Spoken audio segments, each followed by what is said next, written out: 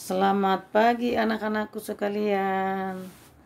Semoga kalian sehat semuanya. Pagi ini kita bertemu dalam pembelajaran jarak jauh. Saya Ibu Sonta Nuryati sebagai guru PPKN kalian di SMK Negeri 6 Jakarta. Anak-anakku, materi kita pada hari ini berjudul Fungsi dan Kedudukan Pancasila bagi Indonesia. Nah, anak-anakku sekalian, tentu kalian sudah tahu apa isi daripada Pancasila. Panca dan sila. Panca artinya 5, sila artinya dasar. Berarti Pancasila artinya 5 dasar. Yang mana sila pertama adalah ketuhanan yang Maha Esa yang dilambangkan dengan bintang. Sila kedua adalah kemanusiaan yang adil dan beradab, dilambangkan dengan rantai. Sila ketiga adalah persatuan Indonesia, dilambangkan dengan pohon beringin. Sila keempat adalah kerakyatan yang dipimpin oleh hikmat kebijaksanaan dalam permusyawaratan perwakilan, dilambangkan dengan kepala banteng. Sedangkan yang kelima adalah keadilan sosial bagi seluruh rakyat Indonesia, dilambangkan dengan padi dan kapas. Anak-anakku sekalian, kita lihat apa sih kedudukan dan fungsi Pancasila. Pertama, bahwa Pancasila sebagai dasar negara Republik Indonesia. Kedudukan Pancasila sebagai dasar negara dirinci sebagai berikut. Pertama, Pancasila merupakan ajas kerohanian tertib hukum Indonesia, di mana dalam pembukaan UUD 45 dijelaskan di 4 pokok pikiran. Yang kedua, bahwa Pancasila sebagai dasar negara merupakan sumber dari segala sumber hukum Indonesia. 3, mewujudkan cita-cita hukum bagi hukum dasar negara, baik hukum dasar tertulis ataupun tidak tertulis.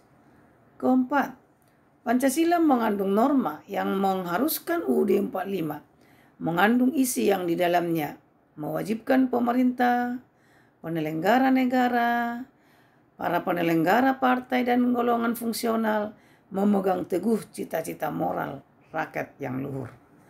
5, Pancasila adalah sumber semangat bagi UUD 45. Penyelenggara negara, pelaksana pemerintah, termasuk penyelenggara partai dan golongan fungsional. Pancasila sebagai dasar negara Republik Indonesia, kita lihat apa yang menjadi perannya. Pertama, mengarahkan serta membimbing untuk mencapai cita-cita dan tujuan bangsa Indonesia. Yang kedua, mempererat dan mempersatukan bangsa Indonesia yang mempunyai keanekaragaman suku bangsa serta memelihara kerukunan antar umat beragama.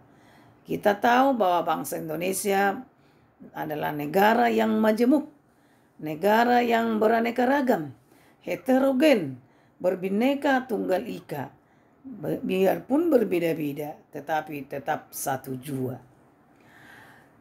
3, memberikan pandangan terhadap kenyataan, terhadap perwujudan cita-cita yang ada dalam Pancasila. Yang kedua, Pancasila itu sebagai pandangan hidup bangsa. Maksudnya apa?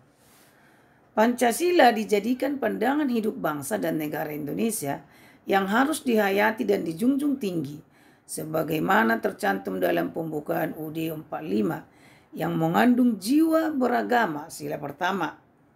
Jiwa berperi kemanusiaan, sila kedua.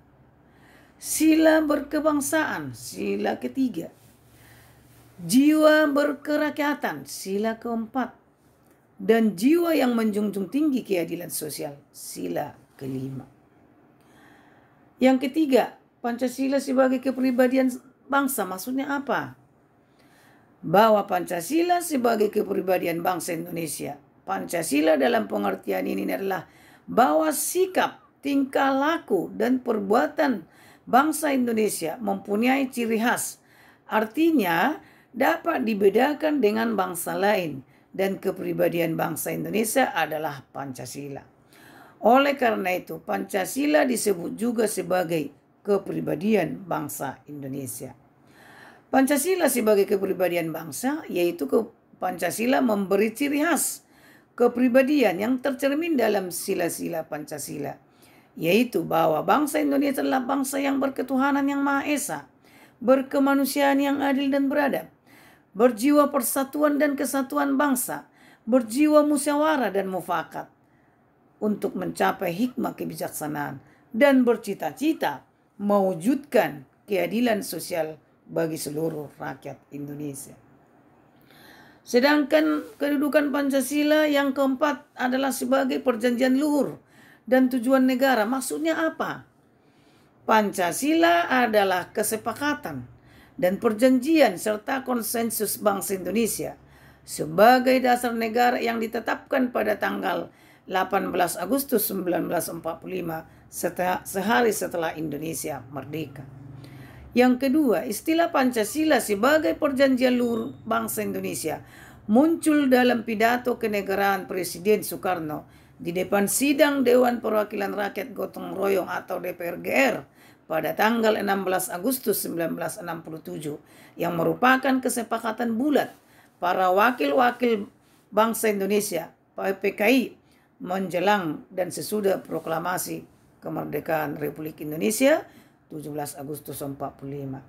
Perjanjian luhur telah dilakukan pada tanggal 18 Agustus 1945, yaitu pada saat PPKI sebagai wakil seluruh rakyat Indonesia telah menerima Pancasila dan menetapkan dasar negara secara konstitusional dalam pembukaan UUD 1945.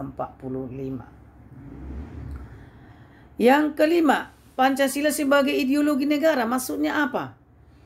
Istilah ideologi negara berasal dari kata idea yang berarti gagasan, konsep, pengertian dasar, cita-cita, dan logos yang berarti ilmu. Kata idea berarti dari kata bahasa Yunani, eidos. Di samping itu ada kata idein yang artinya melihat. Maka secara harafiah, ideologi berarti ilmu pengertian dasar. Dalam pengertian sehari-hari, idea disamakan artinya dengan cita-cita. Nah, Pancasila sebagai ideologi negara yang dimaksud dengan istilah ideologi negara adalah kesatuan gagasan-gagasan dasar yang sistematis dan menyeluruh tentang manusia dan kehidupannya, baik individual maupun sosial dalam kehidupan kenegaraan. Ideologi negara menyatakan suatu cita-cita yang ingin dicapai sebagai titik tekanannya dan mencakup nilai-nilai yang menjadi dasar serta pedoman negara dan kehidupannya. Demikianlah penjelasan fungsi dan kedudukan Pancasila di dalam kehidupan negara Republik Indonesia. Minggu depan kita masuk dengan kekuasaan yang ada di Indonesia. Demikian anak-anak pembelajaran kita pada pagi hari ini. Nanti boleh diulang kembali rekaman ini. Terima kasih. Semoga kalian sehat, tetap semangat. Selamat pagi.